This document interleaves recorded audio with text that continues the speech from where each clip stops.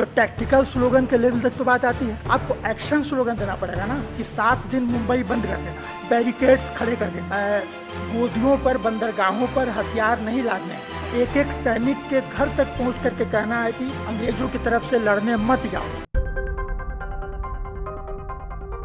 मोटे तौर पे कहा जाए कि अगर कोई भारत की कम्युनिस्ट पार्टी के निर्माण की एक महत्वपूर्ण कोई मंजिल है तो 20 और 25 तो किसी हालत में नहीं हो सकता है, वो बैकग्राउंड के चैप्टर्स हैं, वो 1933 हो सकता है कि 1933 में, हालांकि इसके बाद भी कोई काडर पॉलिसी स्पष्ट नहीं थी। अगर पार्टी अंडरग्राउंड थी तो 1934 में अवैध घोषित किए जाने की वजह से अंडरग्राउंड थी। वह अपनी नीति की, जैसे एक होता है कि परिस्थितियों के दबाव में पार्टी अंडरग्राउंड हो, और एक होता है कि पार्टी का बुनियादी ढांचा भूमिगत होगा, वो तमाम खुले काम करेगी लेकिन बुनियादी ढांचा भूमिगत होगा या एक लेनिनवादी पॉलिसी के रूप में हो। तो ये चीज़ उस समय भी नहीं थी। पार्टी प्रतिबंधित थी तो पार्टी गुप्त थी, तो एक ढीला पोला ढांचा तो था। अब वो पार्टी उस समय भी इस स्थिति में नहीं थी कि तुरंत राष्ट्रीय आंदोलन के मुख्य नेतृत्व को राष्ट्रीय आंदोलन पर सर्वहारा वर्ग की विचारधारा का वर्चस्व स्थापित करने के लिए बढ़ कर के पहल हाथ में ले सके। यह मौका वो उस समय चूकी, और यह मौका चूकने का कारण पार्टी की कमजोरी के अलावा एक और बात थी। 1935 की कम्युनिस्ट इंटरनेशनल की कांग्रेस ने फांसीवाद विरोधी लोक मोर्चा का, जॉर्जी दिमित्रोव की थीसिस, और इसके साथ दूसरी बात की थी साम्राज्यवाद विरोधी व्यापक संयुक्त मोर्चा बनाया जाए। और चीन के कम्युनिस्ट ये पहले ही कर चुके थे, कुओमिंतांग के साथ मोर्चा बना करके उस प्रयोग को कर चुके थे। तो कांग्रेस का एक व्यापक प्लेटफार्म के रूप में इस्तेमाल किया जाए। 1934 में कांग्रेस सोशलिस्ट पार्टी बनी थी और 35 में ये थीसिस आने के बाद कम्युनिस्ट कांग्रेस में और कांग्रेस में भी ऐसे रेडिकल लोग थे जैसे कि नेहरू और सुभाष के भी जानकारी में, यानी कि गुप्त रूप से जाकर के कांग्रेस सोशलिस्ट पार्टी के अंदर घुस करके काम करने की बात थी। लेकिन अब जैसे चीनी पार्टी से तुलना करें तो हमें स्थिति का फर्क समझ में आ जाएगा। पीसी जोशी का पीरियड था, 36 में जो सेक्रेटरी बने, और उन्होंने इस संयुक्त मोर्चा के नाम पर पार्टी को कांग्रेस से आगे बढ़ करके पहलकदमी हाथ में लेने और रेडिकल राष्ट्रीय मुक्ति के नारे और कार्रवाइयों के द्वारा समझौता परस्ती को एक्सपोज करने की जगह संयुक्त मोर्चा बनाने का मतलब एक बिना संघर्ष के यूनिटी एंड स्ट्रगल में स्ट्रगल का पक्ष माइनस कर दिया और यूनिटी के नाम पर पुछल्ला बना दिया।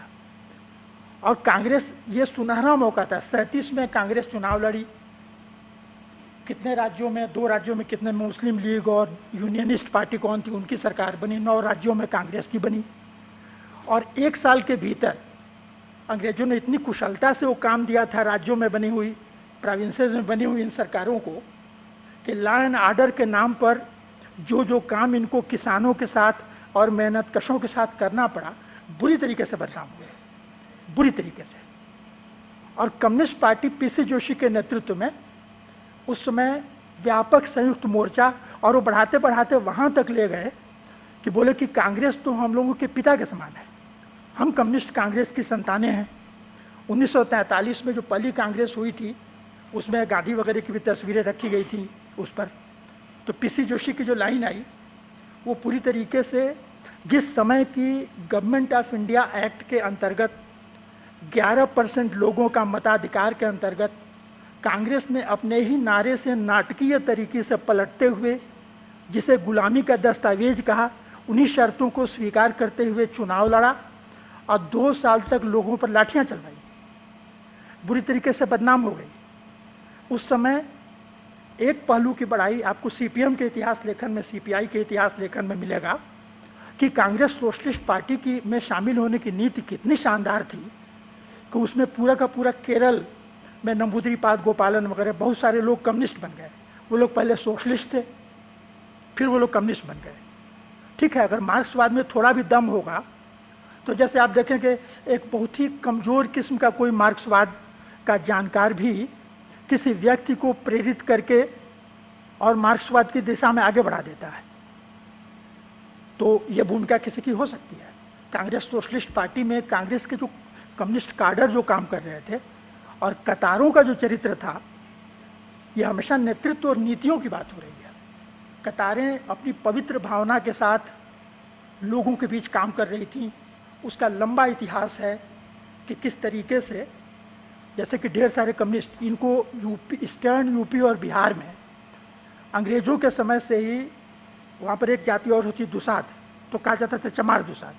कम्युनिस्ट पार्टी कहते थे वो तो चमारों दुसादों की पार्टी होती है, इसलिए कि उन्हीं के घरों में रहते थे, वहीं पर काम करते थे, उन्हीं की लड़ाइयाँ लड़ते थे, जिसका कि आज आइडेंटिटी पॉलिटिक्स वाले कहते हैं कि उन्होंने तो कुछ किया ही नहीं। ठीक है, नीतिगत स्तर पर जाति व्यवस्था के विश्लेषण में कम्युनिस्ट पार्टी ने उपेक्षा की और इकोनॉमिक डिटर्मिनिज्म का शिकार रही कि आर्थिक चीज़ें हल हो जाएंगी तो वो बुनियाद खत्म हो जाएगा।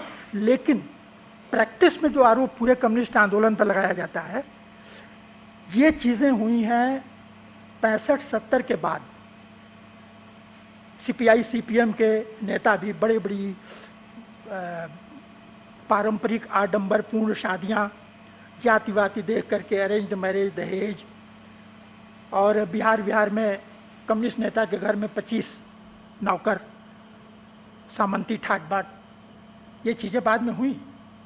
लेकिन एक ज़माने में आजमगढ़ में जय बहादुर सिंह थे, जो कम्युनिस्ट मूवमेंट के एक जाने माने नेता थे, और उनके सबसे पहला एक्सपेरिमेंट उन्होंने किया कि अपना ही घर लुटवाया, खलिहान लुटवा दिया। तो उनके बाप तो उनका बंदूक लेकर घूमते थे। माँ उनको बुलाती थी तो कहती थी कि नहा धो करके आना, दूर बैठना, खाना खा के चले जाना, इसलिए कि तुम्हारे जैसा कपूत पैदा किया है, देखने को कभी मन करता है। लेकिन अब तेरी जातवाद सब बदल गई, इसलिए घर में तो तू घुस नहीं सकता है। एक समय वो था। झारखंडे राय, जो लोग ईस्टर्न यूपी से जानते होंगे, गाजीपुर का छिछोर कांड, ये झारखंडे राय HSRA से RSP से अविभाजित CPI में गए थे। बाद में CPI में उन्होंने चाहे जो राजनीति की हो, लेकिन अतीत को जो आउटराइट खारिज किया जाता है, ये चीज़ें उस दौर में नहीं थी। काडर की एक दूसरी, कार्यकर्ताओं के स्तर पर प्राणपण से लोग लोगों के बीच काम कर रहे थे, मेहनतकशों के बीच काम कर रहे थे। लेकिन एक पार्टी का जो कंपोजिशन, जैसे कि नेतृत्व का कंपोजिशन, पॉलिसी का कंपोजिशन, काडर का कंपोजिशन, ये तीन चीज़ें मिलकर के पार्टी का तय करती हैं। काडर का कंपोजिशन जनता के बीच रहने की वजह से पार्टियों के बर्बाद हो जाने के लंबे समय बाद तक उनके अंदर वो भावनाएं, वो गर्मी बची रहती है। विचारधारा और कार्यक्रम के गलत होने के साथ ही नेतृत्व चूँकि सैद्धांतिक अमूर्तन में ज़्यादा जीता है, इसलिए व्यवहार से उसकी जड़ें कटती जाती है और सबसे पहले नेतृत्व करप्ट होता है। काडर तक वो करप्शन एक सांस्कृतिक पतन के रूप में पहुँचते काफ़ी समय लगता है। आप देखेंगे बहुत सारी CPI CPM जैसी पार्टियों में गांव में एक कार्यकर्ता पड़ा हुआ है, साइकिल में वो अखबार खोसे हुए 8 किलोमीटर दियारे में साइकिल चलाता हुआ 65 साल की उम्र में जाके देता है, और वो कहता है कि भाई अब ज़िंदगी भर तो हमने यही किया है, अब गरीबों की सेवा छोड़ करके और क्या करेंगे। एक ऐसे कम्युनिस्ट साथी थे, उनसे हम लोग कहते थे कि भाई आप जिस पार्टी का करते हैं वो पार्टी क्या करती है। तो कहते थे देखो मेरी ज़िंदगी 3-4 साल है, मुझे टेंशन में मत डालो, अब इतनी चीज़ों पर मैं सोच नहीं पाता हूँ। मैं ये करते करते, आंदोलन करते, पत्रिका अखबार देते, पूरी ज़िंदगी 16 साल की उम्र से बिताया, मेरी उम्र 79 साल हो रही है, अब यही करते करते मुझे मर जाने दो। बताओ, लेकिन उस आदमी के जीवन में कोई वो नहीं था। ये था कि एक गहरी निराशा के तंतु कहीं थे, लेकिन वो कम्युनिस्ट के तरीके से जीता रहा। तो 1936 वाले पीरियड में ये कोई नहीं कह सकता कि कम्युनिस्ट पार्टी लोगों में काम नहीं कर रही थी। ये सारा करते हुए भी नेतृत्व की गलती थी कि उसने बढ़ कर के पहल नहीं छीनी, और कांग्रेस सोशलिस्ट पार्टी के भीतर कम्युनिस्टों का आचरण देख करके हजारों लोग कम्युनिस्ट बन गए, जिसमें बड़े नेताओं का नाम ले लिया जाए तो नंबूदरीपाद, गोपालन, ऐसे बहुत सारे नेता थे। केरल के तो सारी कांग्रेस सोशलिस्ट पार्टी और आंध्रा की कांग्रेस सोशलिस्ट पार्टी का 70% हिस्सा कम्युनिस्ट बन गया। तो ये पार्टी के जिसको पॉजिटिव बताया जाता है, मुख्य बात यह थी कि यह वह समय था जब गवर्नमेंट ऑफ इंडिया एक्ट और कांग्रेस द्वारा राज्यों में चलाए जाने वाले शासन को मुद्दा बना करके कम्युनिस्ट पार्टी व्यापक मास मोबिलाइजेशन करके पहलकदमी अपने हाथों में ले सकती थी और राष्ट्रीय आंदोलन के शीर्ष पर विचारधारा के सर्वहारा वर्ग के विचारधारा के वर्चस्व को स्थापित कर सकती थी।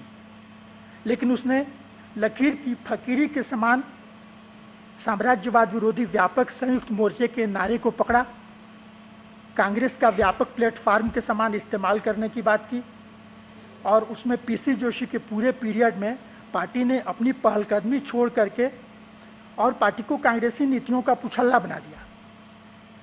ये 36 से लेकर के 39 तक की बात। अब 39 से लेकर 45 तक इसमें और सारी चीज़ें, अच्युत पटवर्धन जैसे जिनकी आजकल लोहिया की बड़ाई बहुत सारे कम्युनिस्ट पे करते हैं, ठीक है, कुछ बड़ाई की चीज़ें हम ये नहीं करें कि क्यों करते हैं। क्या वो इतिहास के तथ्य से परिचित हैं कि 36 से लेकर के और 40 तक लोहिया की क्या भूमिका थी, जयप्रकाश नारायण, संपूर्णानंद, नरेंद्र देव की क्या भूमिका थी, और इसमें जो सबसे पवित्र हृदय सोशलिस्ट थे वे थे आचार्य नरेंद्र देव, जो कि अंतिम समय तक कम्युनिस्टों को मित्र मानते रहे और लोहिया की लाइन का जबरदस्त विरोध करते रहे। लोहिया, अच्युत पटवर्धन, अशोक मेहता, मीनू मसानी, ये पूरा एक ग्रुप था जिसने कि क्या क्या किया। तो लेकिन हम लोग की चर्चा का मुख्य विषय नहीं है, इसलिए इतिहास की उस चर्चा को छोड़ रहे हैं। अब एक दूसरे विश्व युद्ध के दौरान कम्युनिस्ट पार्टी की भूमिका, जिसको लेकर के कि दक्षिणपंथी भी कहते हैं कि कम्युनिस्टों ने काफ़ी गद्दारी की, और सीपीआई सीपीएम के इतिहास लेखक कहते हैं कि नहीं, बिल्कुल नहीं, एकदम की ही नहीं गद्दारी, गलती भी नहीं। गद्दारी तो खैर मानने का सवाल ही नहीं है। लेकिन क्या दूसरे विश्व युद्ध के दौरान भारत के कम्युनिस्टों ने जो नीति अपनाई वह क्या थी? तो 1939 में जब युद्ध छिड़ा तो कम्युनिस्ट पार्टी की पोजीशन यह थी कि जो पहले विश्व युद्ध के बारे में लेनिन का मूल्यांकन था कि जिस प्रकार पहला विश्व युद्ध दुनिया के बाज़ारों के बंटवारे के लिए साम्राज्यवादी लुटेरों के बीच का युद्ध है, और इस युद्ध में अपने अपने देशों की, जैसे यूरोप के लिए कहा था कि अपने अपने देशों के शासक वर्ग के साथ राष्ट्रभक्त के नारे में पर खड़ा होने की जगह हमें क्रांति का करके तख्ता पलट देना चाहिए। इसके सारे लुटेरों की दुनिया की बाजार के लिए लड़ाई है। तो कम्युनिस्टों के अंदर ये बंटवारा नहीं होना चाहिए कि फ्रांस के कम्युनिस्ट फ्रांस के लिए लड़े, बेल्जियम के कम्युनिस्ट बेल्जियम के लिए लड़े। काउस्की से विवाद, और इतिहास ने बोल्शेविकों की लाइन को सही साबित किया। विश्व युद्ध ने या तो युद्ध क्रांतियों को जन्म देगी या क्रांति युद्ध को रोकेगा। उस सूत्रीकरण को सही साबित किया। तो पहली बार 39 में कम्युनिस्टों ने यह कहा कि अंतर साम्राज्यवादी प्रतिस्पर्धा का युद्ध में विस्फोट है और यह सुनहरा अवसर है कि हमें कांग्रेस ये ब्रिटिश साम्राज्यवाद का तख्ता पलट देने के लिए जनता को मोबिलाइज करना की गति को तेज कर देना चाहिए।